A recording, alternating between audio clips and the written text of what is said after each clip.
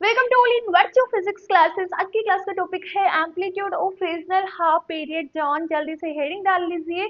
आज हमें कैलकुलेट करना है फ्रेजनल हाफ पीरियड जोन का एम्पलीट्यूड और एग्जाम के पर्पज से इंपॉर्टेंट टॉपिक भी है। फ्रेजनल हाफ पीरियड जोन का हमने लास्ट लेक्चर के अंदर भी डिस्कस किया था और देखा कि किस तरह से इसका कंस्ट्रक्शन किया जाता है, किस तरह से जोन की रेडियस हमारे पास कैलकुलेट होकर आती है और एरिया भी हमने कैलकुलेट करा था। एरिया हमारे पास निकल कर आ रहा था which is pi A B. Okay. और एक कमेंट भी आया था कि मैम यदि जोन्स बढ़ते जा रहे हैं, नंबर ऑफ जोन्स जैसे आप इंक्रीज कर रहे हो तो एरिया तो इंक्रीज होना चाहिए ना। बट हमारे पास एक कांस्टेंट वैल्यू आ रही है पाई ए बी। तो बेटा इसका आंसर क्या है, देखो आपने जो फर्स्ट जोन बनाया है यहाँ पर, फर्स्ट जोन होता क्या है, ये वाला जो फर्स्ट सर्कल है। सेकंड जोन हम क्या बोलते हैं, फर्स्ट सर्कल और सेकंड सर्कल के बीच का ये वाला एरिया, ठीक है। थर्ड थर्ड क्या होता है, सेकंड जोन और, अच्छे से बनाना इसको ना, सेकंड जोन और थर्ड जोन के बीच का एरिया, ठीक है, ये होता है। अब जैसे जैसे आप जोन्स बनाते जा रहे हो ना, तो ये जो थिकनेस है वो कम होती जा रही है। ये थिकनेस क्या होती जाएगी, और कम होती जाएगी।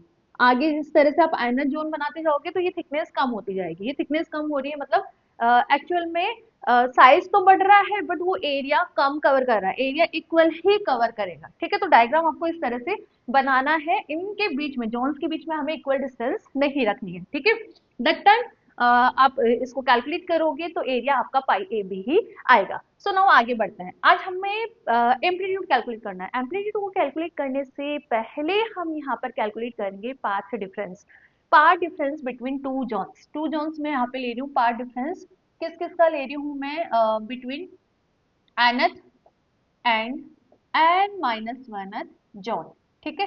तो कैसे कैलकुलेट करें, इसके लिए आपको क्या करना है, सबसे पहले हमें distance average distance of nth zone from point पे कैलकुलेट करना पड़ेगा। फ्रॉम पॉइंट पे कैलकुलेट करना पड़ेगा।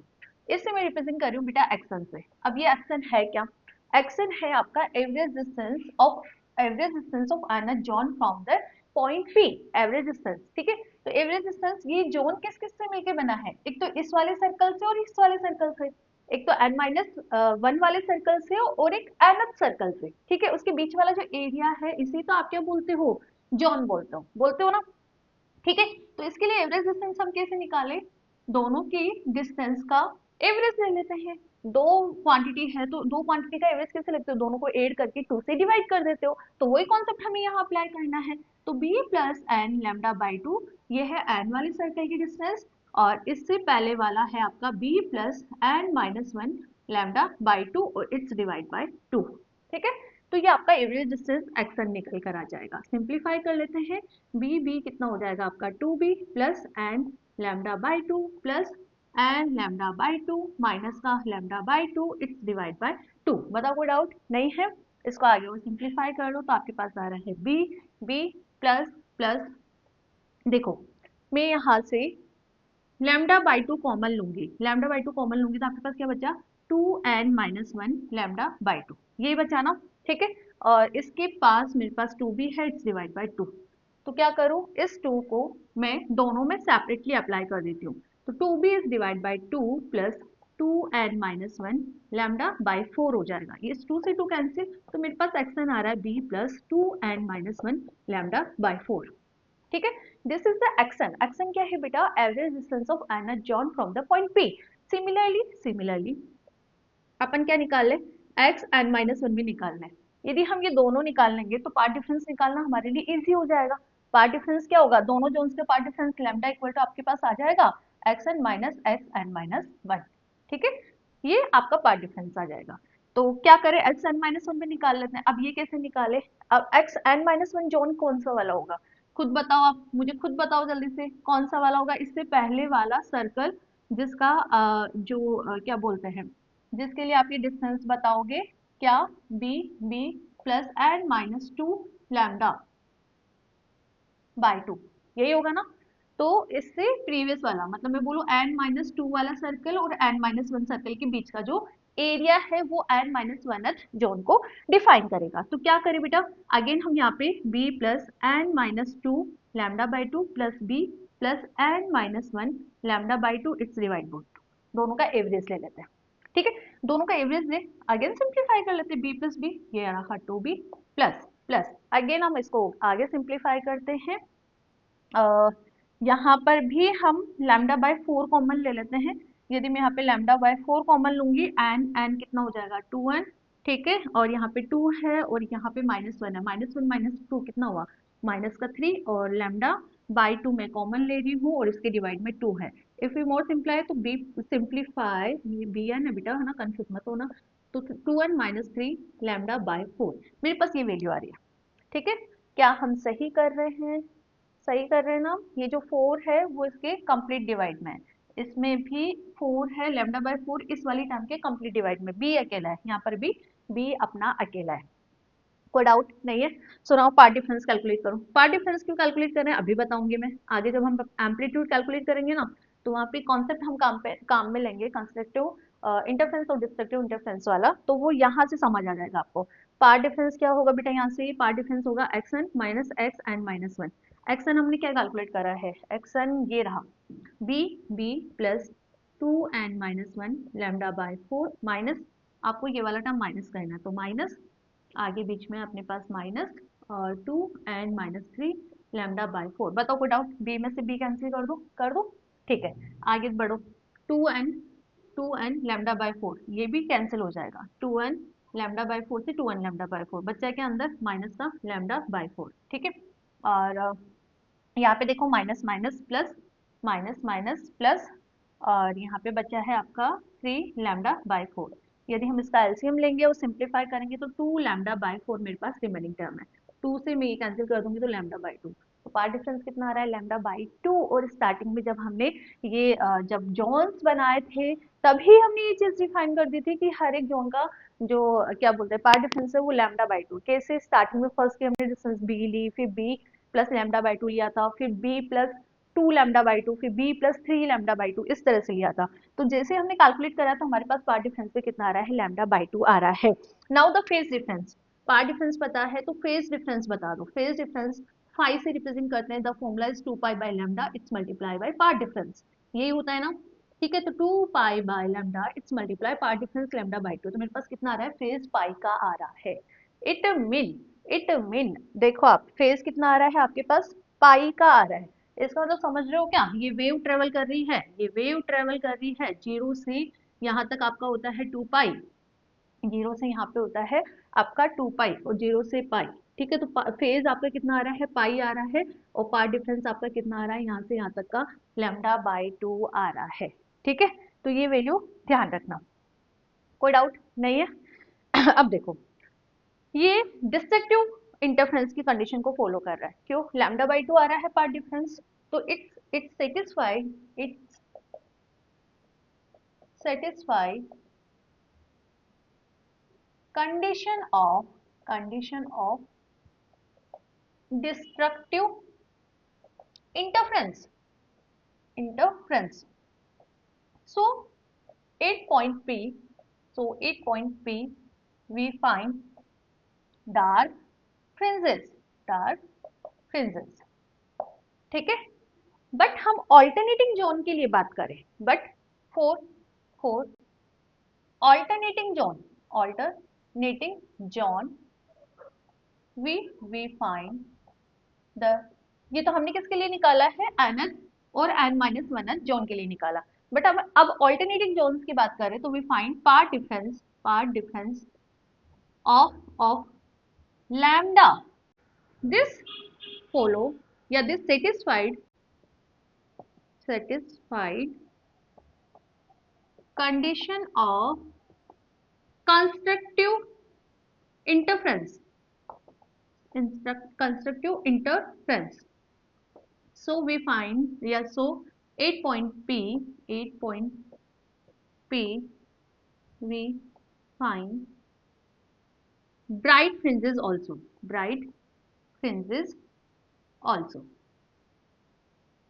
ठीक है। यहाँ से हमें कॉन्सेप्ट समझ आ रहा है कि यहाँ पर हमें ब्राइट और डार्क फ्रिंजेस फाइंड आउट होती हैं। हमने देखा कि पार्ट डिफरेंस लैम्डा बाय 2 आ रहा है, तो ये डिस्ट्रक्टिव इंटरफेरेंस को फॉलो कर रहा है, दैट्स व्हाई पॉइंट पे हमें डार्क फ्रिंजेस फाइंड आउट होती है।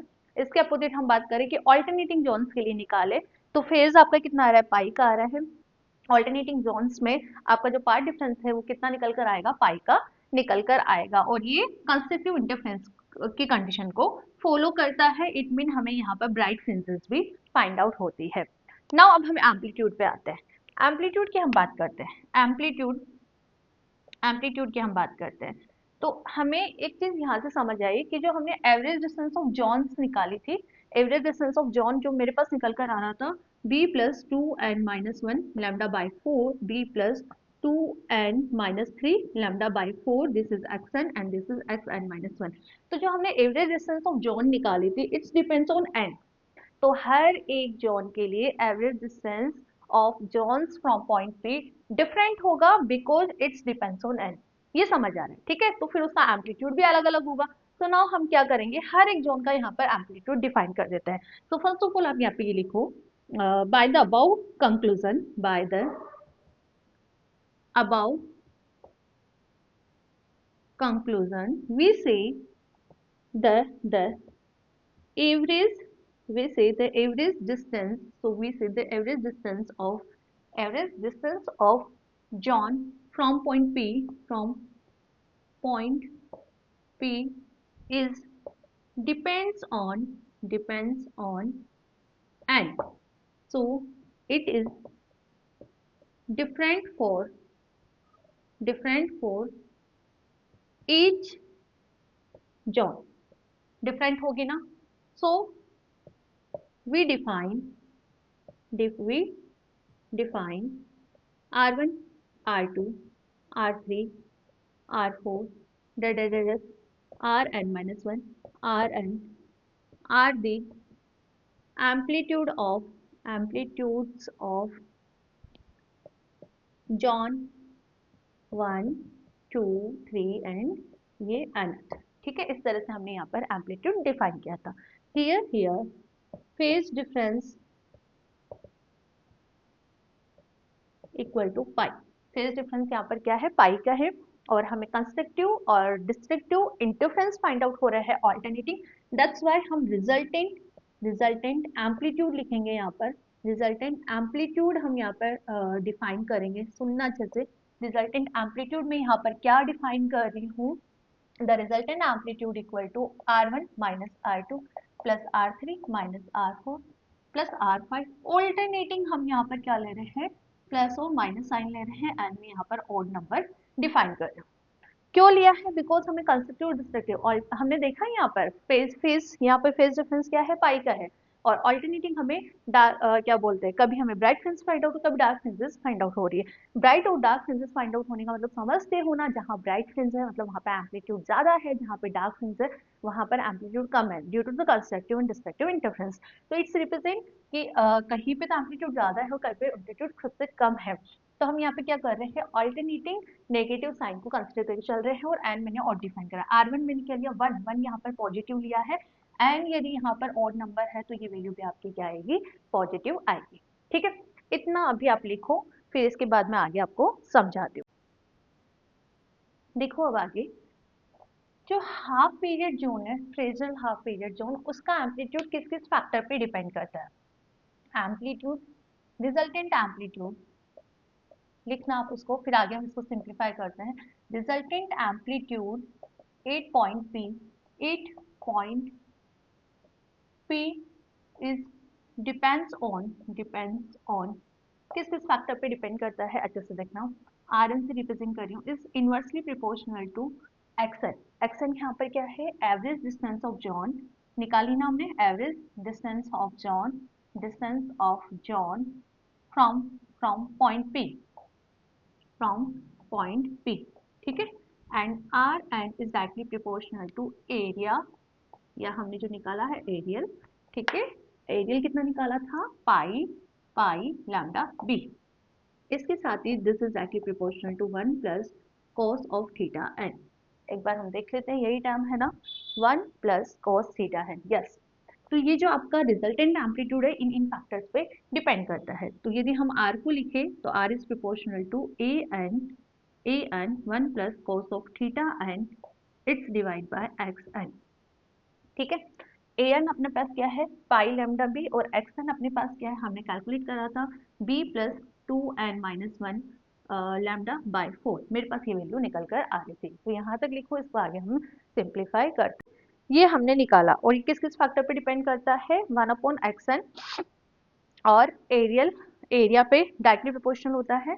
Average distance of point P from the joint उसके इनवर्सली प्रोपोर्शनल है, और 1 प्लस कॉस ऑफ थीटा इनके डायरेक्टली प्रोपोर्शनल है। थीटा समझते हो ना, थीटा क्या है, ये परपेंडिकुलर डिस्टेंस और जोन का पॉइंट पी से डिस्टेंस के बीच का एंगल है, उसे हम थीटा एन बोलते हैं। ठीक है, एक ये अपना बेसिक बता दिया मैंने कि जो एम्पलीट्यूड है वो इन फैक्टर्स पर डिपेंड करता है। ठीक है, नाउ अब हम इसको सिंप्लीफाई करते हैं। हम यहाँ पे रिजल्टेंट एम्पलीट्यूड और कैलकुलेट करके देख लेते हैं। यहाँ से एग्जाम में क्वेश्चन आता है, आपको प्रूफ करना होता है कि जो आई है आपका, जो टोटल है वो I1 इज डिवाइड बाय 4, मतलब फर्स्ट जोन की इंटेंसिटी का 1/4 आता है टोटल इंटेंसिटी।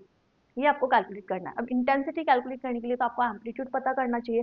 क्यों? बिकॉज हमें पता है जो इंटेंसिटी है वो डायरेक्टली प्रोपोर्शनल होता है स्क्वायर ऑफ एम्पलीट्यूड के, स्क्वायर ऑफ एम्पलीट्यूड के। ठीक है, तो करें इसको आगे सिंप्लीफाई। यहाँ तक कर लिया आपने, अब इसी को आगे ये ब्रैकेट में लिख लो आप, ये आप इसको पूरा ब्रैकेट के अंदर लिख लो। ठीक है, अब इसको आगे और सिंप्लीफाई करते हैं। कैसे सिंप्लीफाई करें, इसको इरेज कर दूं क्या मैं? ठीक है, आगे बढ़ो। हाँ इसको हमने इरेज कर दिया है। अब देखो, इस इक्वेशन में मैं क्या कर रही हूँ, ओड नंबर वाली टर्म्स को, और नंबर वाली टर्म्स को 1/2 के फॉर्म में लिख रही हूँ। तो मैं R1 को लिख सकती हूँ R1/2 प्लस R1/2 माइनस का R2, और जो R3 है ओड है तो मैं इसको भी लिख सकती हूँ। तो मैंने इसको इस तरह से लिख दिया, माइनस का R4 plus R5 is divide by 2 plus R5 is divide by 2 minus का R6, आपके पास इस तरह से टर्म चल रही है, प्लस Rn आपका ओड नंबर है तो आप इसको भी Rn divide by 2 plus Rn divide by 2 लिख सकते हो। ठीक है, तो हमने इस तरह से यहाँ पे एक मैथमेटिकल थोड़ी सी प्रोसेस करी। नाउ अब हम क्या करें, इसको इस तरह से लिखें, सुनना अच्छे से एक बार, R1/2 minus R2 plus R3/2, मैंने साथ में लिखा है, plus R3/2 minus R4 plus R5/2। ठीक है, plus R5/2 minus R6 plus R7/2। इस तरह से मैंने यहाँ पर प्लस Rn/2 और एक Rn/2 को मैंने इससे प्रीवियस वाली टर्म के अंदर इंक्लूड कर दिया। ठीक है, तो this is behave like AP. ठीक है, एपी में हम इस ब्रैकेट की बात करें। ठीक है, इस ब्रैकेट में हम बात करें तो जो R2 है वो क्या है, R1 और R3 का, R1 और R3 का एवरेज है। तो हम इसको लिख सकते हैं R1 प्लस R3/2। सिमिलरली मैं R4 को यहाँ पे डिफाइन कर रही हूँ, R3 plus R5 is divide by 2, first term plus last term is divide by 2। R6 को मैं यहाँ पे डिफाइन कर सकती हूँ, R5 plus R7 is divide by 2। तो इस तरह से हमने ये वैल्यूज यहाँ पर R2, R4 और R6 की डिफाइन करी है। ठीक है, तो क्या मैं यहाँ पर पुट कर दूँ, यदि मैं ये वैल्यूज यहाँ पे पुट करूँ तो आपका R कितना आएगा, R1 is divide by 2, R1 is divide by 2 already है, R2 को मैंने पुट करा है, minus R1 is divide by 2 plus है, आगे माइनस है तो माइनस का R3 is divide by 2 plus का R3 इज डिवाइड बाई 2 मेरे पास ऑलरेडी ब्रैकेट के अंदर है। इसके बाद इसके पास आओ, अगले वाले स्टेप की हम बात करें तो R3/2, R4 को मैं ये वैल्यू पुट करूंगी तो माइनस का R3/2 माइनस का R5/2 और प्लस का R5/2 और पास ऑलरेडी है। तो इस तरह से हमें आगे टर्म्स में वैल्यूज पुट करनी है, और लास्ट टर्म अपने पास क्या है, Rn/2। तो आप नोटिस कर रहे होंगे कि ये टर्म एक दूसरे से कैंसिल हो रही है। ओनली हमारे पास जो रिमेनिंग टर्म रहेगी एट द लास्ट वो रहेगी R1 is divide by 2 plus Rn is divide by 2, ये वाली अपने पास टर्म रहेगी। अभी हमने देखा कि जो एम्पलीट्यूड है वो आपका क्या आता है, 1/xn, मतलब b plus 2n-1 lambda by 4 is directly proportional to area which is pi lambda b। ठीक है, and this is directly proportional to 1 plus cos of theta n। ठीक है, ये वैल्यू आती है। तो by this formula we can say कि R1 is greater than R2 greater than R3 is greater than R4 greater than greater than Rn, मतलब Rn आपके पास सबसे ज्यादा स्मॉल वैल्यू है। सो ये यदि हम कंपेयर करें तो Rn क्या है, वेरी स्मॉल, वेरी स्मॉल की वजह से हम क्या करें, इसको नेग्लेक्ट कर दें। तो R आपके पास कितना आ रहा है, R1/2। आपके पास ये एम्पलीट्यूड आ रहा है, R इक्वल टू कितना आ रहा है, R1/2। R1 यहाँ पर क्या है, फर्स्ट जोन के एम्पलीट्यूड के बराबर है। नाउ इंटेंसिटी क्या होती है, intensity is directly proportional to R square. तो यदि हम प्रोपोर्शनल साइन हटाते हैं कांस्टेंट आता है, ठीक है। तो हम यहाँ से बात करें बाय दिस, हम आर की वैल्यू पुट कर दें यहाँ पर, ठीक है। तो हम यहाँ पे क्या लिख सकते हैं, टोटल इंटेंसिटी के, आपके पास आर कितना आ रहा है, R1/2 इसका whole square by equation 1 R की वैल्यू मैंने यहाँ पे पुट करी। तो आई मेरे पास आ रहा है के R1 square is divide by 4, ठीक है। और मैं बेटा I1 की बात करूँ तो I1 क्या होगा, के R1 स्क्वायर, होगा नहीं होगा। सो मैं यहाँ पे पुट कर दूँ I1 को, तो आई मेरे पास कितना आ रहा है, I1 इट्स डिवाइड बाय 4। और यही आपको प्रूफ करना था कि टोटल इंटेंसिटी है, total intensity is 1/4 of intensity of first zone, या फिर deviate intensity of the first zone. और ये न्यूमेरिकल में क्वेश्चन आता है आपके एग्जाम में। तो इस तरह से आपको मैथमेटिकल प्रोसेस करके आनी है। और फ्रेजनल हाफ पीरियड जोन अपना टॉपिक कंप्लीट हो गया है। इसके अंदर हमने रेडियस कैलकुलेट करी, एरिया कैलकुलेट करा, हार, और इसके साथ साथ हमने क्या देखा यहाँ पर, λ/2 पार्ट डिफरेंस होता है, पाई यहाँ पर फेज डिफरेंस होता है। पाई फेज डिफरेंस होने की वजह से हमने नोटिस करा कि हमें यहाँ पर क्या बोलते हैं, डार्क और ब्राइट फ्रिंजेस फाइंड आउट होती है, कंस्ट्रक्टिव डिस्ट्रक्टिव इंटरफेरेंस की कंडीशन को फॉलो करता है। उसका हमने प्रॉफिट उठाया कहाँ पर, टोटल रिजल्टेंट एम्पलीट्यूड के अंदर ऑल्टरनेटिंग साइन हमने यहाँ पर अप्लाई करे हैं due to the pi phase difference, ठीक है। इसके बाद हमने इसको देखा यहाँ पर कि जो इसका एम्पलीट्यूड होता है वो किस किस फैक्टर पे डिपेंड करता है, 1/xn के प्रोपोर्शनल होता है। It is directly proportional to area and directly proportional to 1 + cos of theta है। इस फॉर्मूले से हमें पता चलता है कि जो R1 है वो सबसे ज्यादा होगा, फिर R2। जिस तरह से जॉन्स बढ़ते जाएंगे यहाँ पर एम्पलीट्यूड कम होता जाएगा। इसके बाद एक ये फंडा हमें समझ आया। इसके बाद हमें प्रूफ करना था कि जो आई है टोटल इंटेंसिटी, वो फर्स्ट जोन की इंटेंसिटी के 1/4 के बराबर होता है। तो इसको सिंप्लीफाई करने के लिए हमने रिजल्टेंट एम्पलीट्यूड जो ये इक्वेशन बनाई है, इसमें ऑड नंबर वाली जो टर्म्स थी उनको क्या करा है, बाई टू की फॉर्म में लिखा। और इसके बाद जो इवन टर्म्स थी, इवन टर्म्स को वैल्यू हमने इवन टर्म्स का वैल्यू हमने यहाँ पर पुट करा और सिंप्लीफाई करा, और देखा कि जो R1 है वैल्यू बहुत स्मॉल है, तो हमने इसको नेग्लेक्ट कर दिया। तो R = R1/2 मेरे पास एम्पलीट्यूड निकल कर आ रहा है। इंटेंसिटी मुझे पता होती है कि एम्पलीट्यूड के स्क्वायर के बराबर होती है, तो मैंने ये फॉर्मूला यूज में लिया और R की वैल्यू यहाँ पर पुट करी, इसको सिंप्लीफाई करा, तो I = आ रहा है आपके पास I1/4, ठीक है। तो मिलते हैं नेक्स्ट सेक्शन में एक नए टॉपिक के साथ। Thank you.